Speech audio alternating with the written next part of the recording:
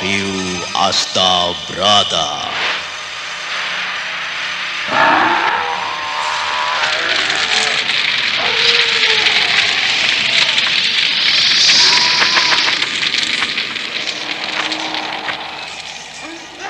Tan hening wening upaya mukti nuring pangastuti. Tetek anggayo mukti sentosa rahayu. Acur mumur nirdaya tan aspe sampurna. Dewi Kesuma, datanglah, datanglah, kumohon.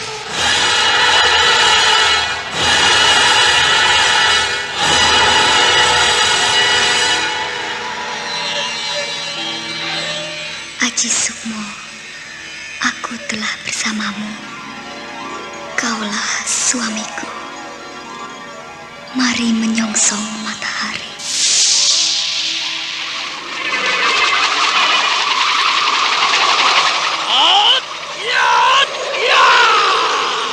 Ampur Jala Sutra.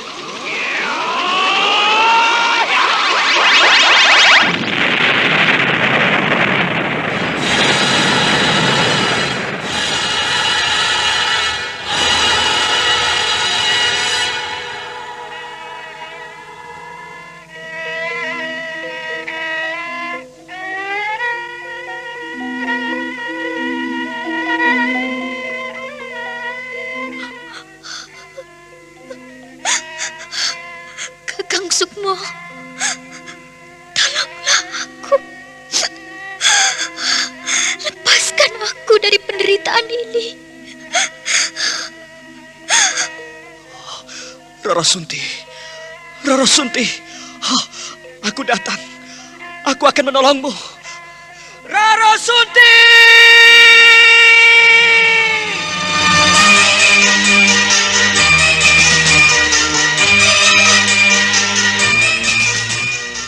Wahyu Astabrata.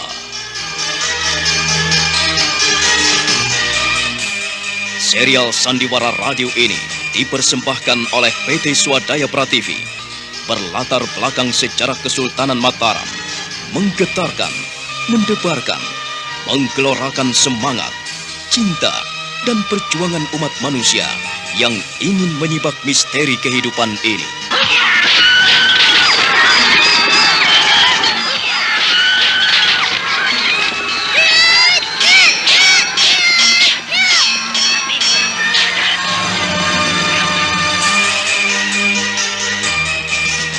Didukung oleh Ferry Fadli, Eli Ermawati, Ivone Rose, Yuli Mulyana, Idris Apandi, M. Abud, dan artis-artis top lainnya.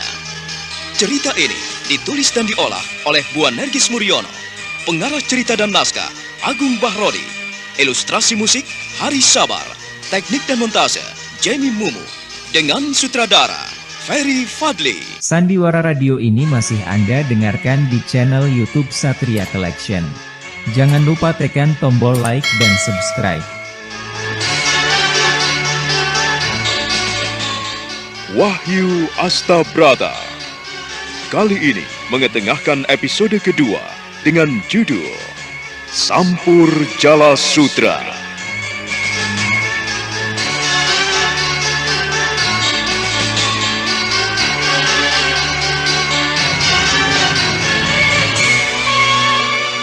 Dalam seri ke-37 ini didukung oleh para pemain Ferry Fadli sebagai Kiwari, Eli Ermawati sebagai Niwari, M. Abud sebagai Kalacakra, Untung sebagai Ronto, dan Asdi Suhastra, pembawa cerita.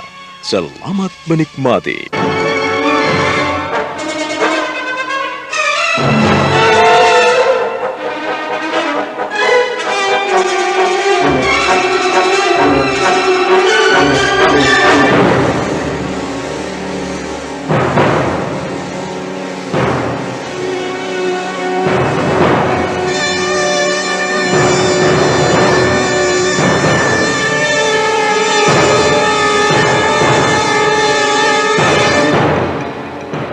Kalacakra mengikuti rombongan Kiwari menuju hutan Kerapyak yang akan digunakan sebagai pesanggerahan Mataram. Dengan ilmu meringankan tubuh, Kalacakra melompat dari dahan ke dahan dari pohon satu ke pohon lainnya. Kalau sudah mendekati rombongan, maka dia bertengger bagaikan seekor burung Raja Wali yang mengintai mangsanya.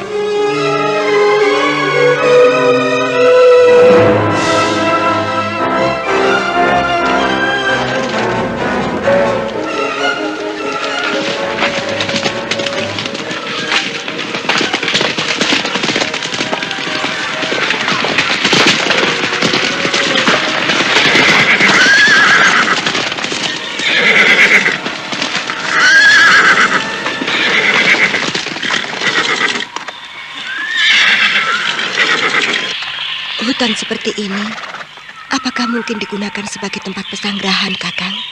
Lihat saja nanti. Kau tidak perlu pusing-pusing memikirkannya. Semua ini sudah menjadi tugas dan tanggung jawabku.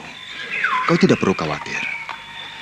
Aku melihat tempat ini justru memiliki daya tarik tersendiri. Tapi, Kakang, kurasakan tempat ini wingit dan angker sekali.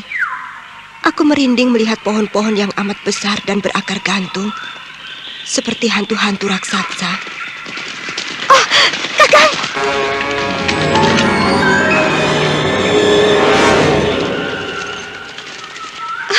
Kakang, aku ngeri sekali melihatnya. Kemanakah mereka pergi, Kakang? Salah satu yang menarik di Kerapiak ini adalah binatang-binatang itu. Berbagai jenis rusa dan kijang ada di tempat ini. Jadi, itu yang membuat Kanjeng Sinuwun memilih tempat ini sebagai pesanggrahannya. Kau bisa melihat sendiri berapa ratus kijang tadi yang melintas dengan cepat. Mereka tidak akan jauh berhenti dari tempat kita. Di balik hutan rimbun ini terdapat padang rumput yang cukup luas. Mereka menikmati rumput-rumput muda di sana. Kau ingin melihatnya? Tidak, Kakang. Aku tidak ingin kemana-mana. Aku khawatir sekali. Kau duduk di sini sebentar. Aku ingin bicara dengan mereka. Kakang. Sudahlah, tenang saja. Nini Warih duduk di bawah pohon besar ketika suaminya pergi berbincang dengan para prajurit kepercayaan Sang Prabu. Karena terlalu lelah, maka dia memejamkan matanya. Angin sepoi yang berhembus mengipasinya, membuatnya tertidur di sana.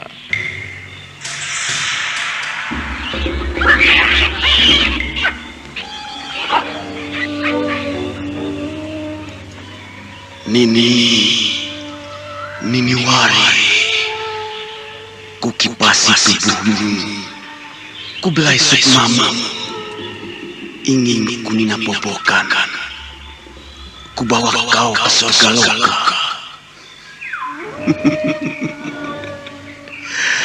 Nini Wari, bangunlah, bangkitlah, mari ikutlah aku. Mari kita melanglang buana bersama. Siapakah kau? Suaramu aku seperti pernah mendengar suaramu. Nini Wari, lihat kemari. Bangkitlah, marilah ikut aku Nini Wari. Nini Wari. Kau mengenalku. Siapakah kau? Nini Wari, lihatlah kemari.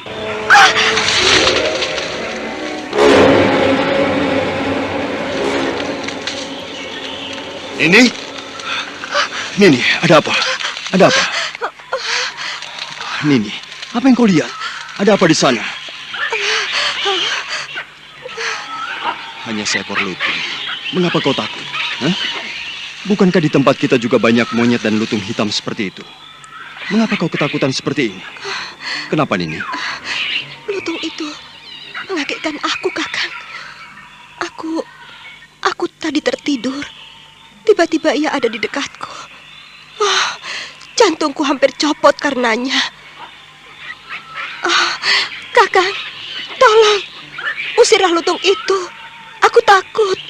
Lutung adalah binatang yang baik. Nalurinya hampir sama dengan manusia. Aku tidak tega mengusirnya, Nini. Biarlah ia ada di sini. Ia tidak akan mengganggu kita. Tapi aku takut, Kakang. Suruhlah binatang itu pergi. Aku tak mau melihatnya. Ayo.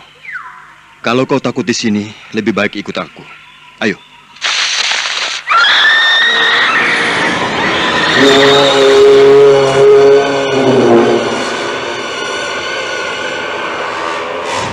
Semua yang ada di tempat itu terkejut sekali karena monyet hitam itu tiba-tiba jatuh di semak belukar tanpa daya. Monyet besar itu hanya bisa mengerang sebelum akhirnya tewas bersimbah darah dengan kepala pecah.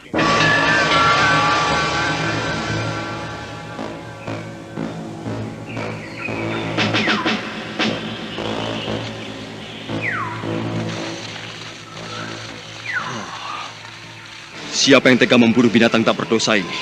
Kami tidak tahu, Kiwari. Apakah benar di antara kalian tidak ada yang melepaskan senjata pada lutung itu? Benar, Kiwari. Kami tidak tahu. Kami hanya tahu tiba-tiba monyet itu jatuh dengan kepala pecah, Ki. Keterlaluan sekali.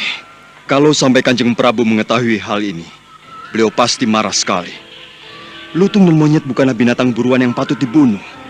Ia tidak merusak tanaman dan tidak merugikan manusia. Ya, daripada sia-sia, biarlah kami yang memotongnya, Ki. Kita panggang ramai-ramai untuk santap malam, Ki. Amit-amit jabang bayi dimakan. Aku curiga kepergian kita ini diikuti seseorang. Kita tidak aman. Jangan takut, Ki. Kami akan mencari orang itu. Kalau perlu, kita menangkapnya. Ada yang tidak beres. Bagaimana, Kakang? Apa Nini? Apa yang harus kita lakukan? Kau tenang saja. Kau tidak perlu khawatir. Aku hanya tidak suka pada orang yang sewenang-wenang pada makhluk hidup. Kalau membunuh untuk dimakan tidak apa-apa. Tapi orang itu membunuh lutung itu dengan tujuan-tujuan tertentu. Ya, kalau memang demikian, saya dan kawan-kawan akan mencarinya. Sandiwara radio ini masih Anda dengarkan di channel YouTube Satria Collection. Jangan lupa tekan tombol like dan subscribe.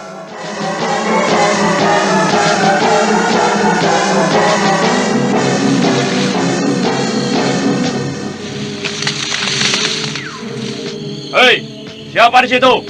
Jangan lari.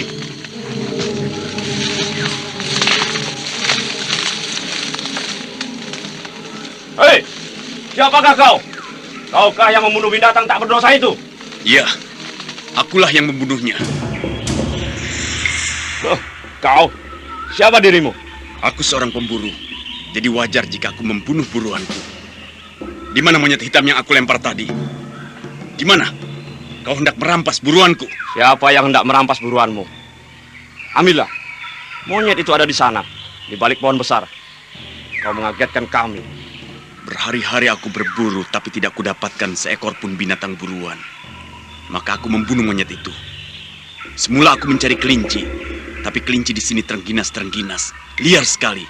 Tidak seekor pun kudapat. Kalau kau menghendaki monyet itu, ya ambillah. Segera pergi dari sini. Dan jangan mengganggu kami. Kau tahu, kami mengemban tugas Sang Prabu untuk melihat tempat ini. Seorang pun tidak diperkenankan membunuh binatang di sini tanpa izin dari Sang Prabu.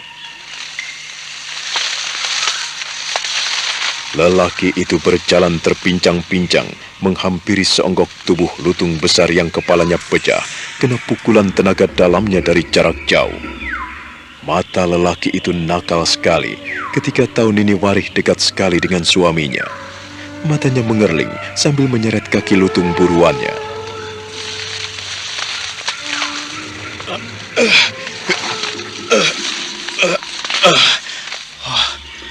Monyet ini terlalu besar.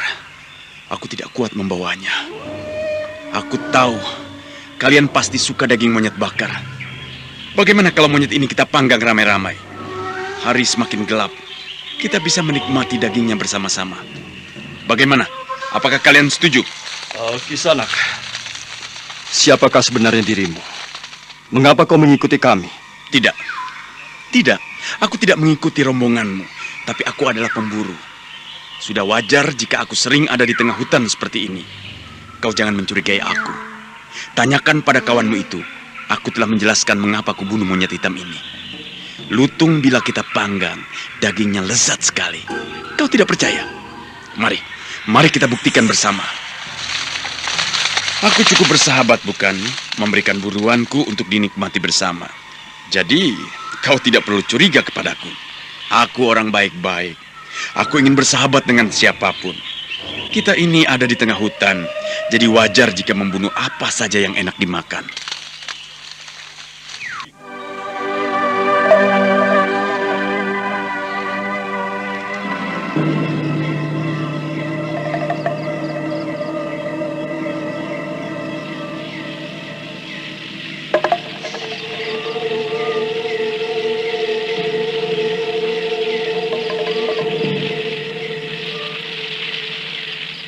Mereka akhirnya mengumpulkan ranting-ranting kering dan menyalakannya dengan api.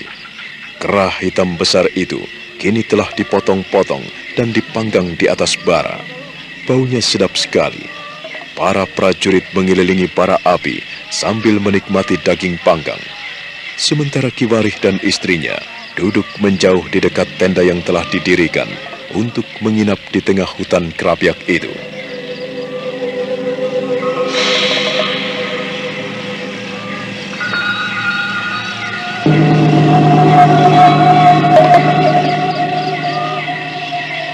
Mengapa kau pucat sekali, Nini? Dingin, Kakang. Sejak tadi, kau perhatikan pria belepotan itu. Apa, Kakang? Pemburu kotor itu selalu melihat kemari. Ia memperhatikan kita. Aku tak memperhatikannya. Aku curiga, jangan-jangan dia mata-mata. Dia mungkin orang yang kurang menyukai Kanjeng Sinuwun. Jangan terlalu berprasangka buruk pada orang lain. Tidak baik. Bagaimana aku tidak curiga, Nini? Ia datang tiba-tiba. Dengan mudah sekali para prajurit bisa menerima kehadirannya karena memberikan binatang buruannya pada mereka. Ia bisa mempengaruhi orang-orang istana dengan mudah. Ia memiliki kekuatan sihir yang cukup kuat. Aku merasakannya. Dari mana Kakang tahu jika orang itu punya kekuatan sihir? Aku dididik ayah sejak kecil untuk mengenali sekelilingku. Aku diminta memahami diriku. Ayah berharap agar aku benar-benar seperti air, hingga memberi nama padaku Warih. Warih adalah air. Air yang bisa menyesuaikan diri, yang bisa berada di mana-mana. Ayah juga mendidikku sebagai seorang dalang, hingga aku harus memahami diriku sendiri. Memahami apa yang kulakukan, supaya memahami dan mengerti apa yang dilakukan orang lain. Aku bisa merasakan getaran-getaran halus dan aneh setiap kali beradu pandang dengan pemburu itu. Ternyata kau merasakan apa yang kurasakan, Kakang. Aku yakin dialah yang mempengaruhi aku. Ya, aku pun merasakan getaran-getaran aneh itu sejak tadi. Tapi aku tidak berani bilang padamu. Aku takut, Kakang. Takut sekali. Getaran itu seperti mengoyak-oyak dadaku. Memintaku agar aku selalu memandangnya. Semakin keras aku tolak, getaran itu semakin kuat. Mengapa kau diam, Nini? Kenapa? Kakang. Kau dengar kata-kataku? Iya, Kakang. Aku mendengar apa yang kau katakan padaku. Dalam hatimu bilang bahwa apa yang kurasakan juga kau rasakan, begitu? Tak perlu kau jawab. Jadi memang benar. Orang itu patut dicurigai. Betul begitu? Kakang, aku tak ingin kau punya musuh. Biarkanlah dia, Kakang. Aku tidak akan membiarkan orang lain mengganggu ketentraman keluargaku. Aku tidak akan pernah memaafkannya. Dia harus diberi pelajaran. Kakang, jangan. Kumohon kau tetap tenang, Kakang. Kau jangan terbawa hati dan perasaanmu. Ku minta kau tenang dalam menghadapi masalah seperti ini. Lebih-lebih masalah yang tidak masuk akal. Masalah yang hanya bisa kau lihat dengan batinmu sendiri. Tanpa bukti yang bisa dicerna oleh akal sehat. Hati-hati, Kakang. Aku tahu apa yang paling pantas kulakukan.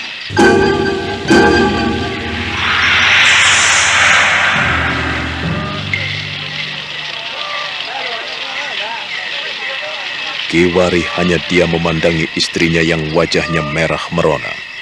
Nyai Warih memalingkan wajahnya, tak mau membalas tatapan mata suaminya. Tetapi Ki Warih merengkuh pundaknya. Sandiwara radio ini masih Anda dengarkan di channel YouTube Satria Collection. Jangan lupa tekan tombol like dan subscribe.